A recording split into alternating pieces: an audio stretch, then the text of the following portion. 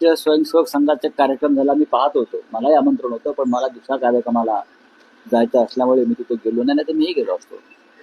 सलमान खान होते व्यासपीठावर असं मला कळलं.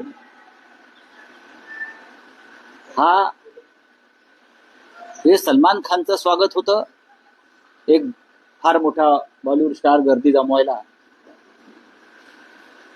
की संघामध्ये यापुढे मुस्लिमांनाही खुलं आमंत्रण आहे. हे फक्त सलमान खान या नटाला आमंत्रण होतं व्यासपीठावर, की संघ शाखांवर यापुढे मुस्लिमांनाही प्रवेश आणि त्यांचं स्वागत आहे का, हे जर मोहनराव भागवतांनी स्पष्ट केलं असतं तर अधिक योग्य झालं असतं. कारण ज्या पद्धतीनं हिंदू मुसलमान असा एक द्वेष आणि सूडपूर्ण असा प्रचार गेल्या काही काळापासून केला जातो, त्याच्यामध्ये संघही सामील आहे.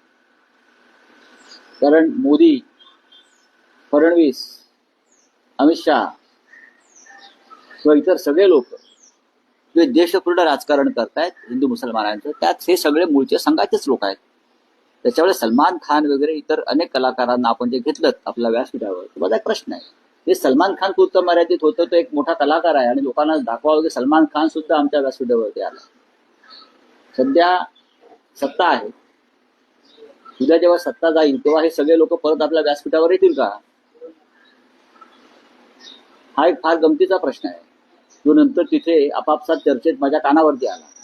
क्या करेंगे भाई, जाना पडता.